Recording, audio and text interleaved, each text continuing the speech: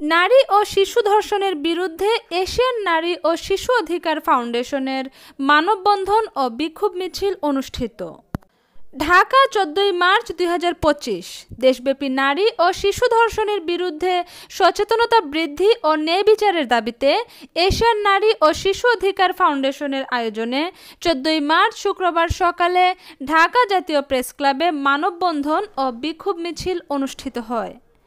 এই কর্মসূচিতে এশিয়ান নারী ও শিশু অধিকার ফাউন্ডেশনের প্রধান নির্বাহী মুহাম্মদ আলীর সভাপতিত্বে প্রধান অতিথি হিসেবে বক্তব্য রাখেন সোমালিয়া বিশ্ববিদ্যালয়ের উপাচার্য অধ্যাপক ডক্টর শেখ আসিফ মিজান। অনুষ্ঠানের উদ্বোধন করেন জাতীয় মানবাধিকার সমিতির চেয়ারম্যান মঞ্জুর হোসাইন ঈসা। বিশেষ আলোচক ছিলেন রূপসী বাংলা টিভির প্রধান উপদেষ্টা আলী নিয়ামত, বিশিষ্ট সমাজসেবক মোহাম্মদ মনিরুল ইসলাম।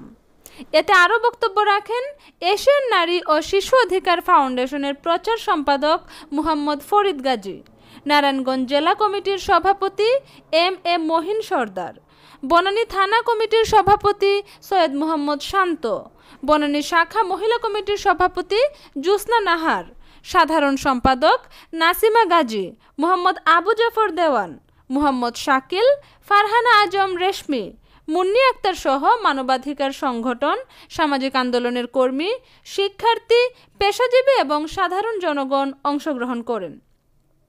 এই সময় আলোচকবৃন্দরা ধর্ষণের দৃষ্টান্তমূলক শাস্তি, দ্রুত বিচার ও নারীর নিরাপত্তা নিশ্চিতের দাবি জানান। Rahena Akter, channel 7 news TV.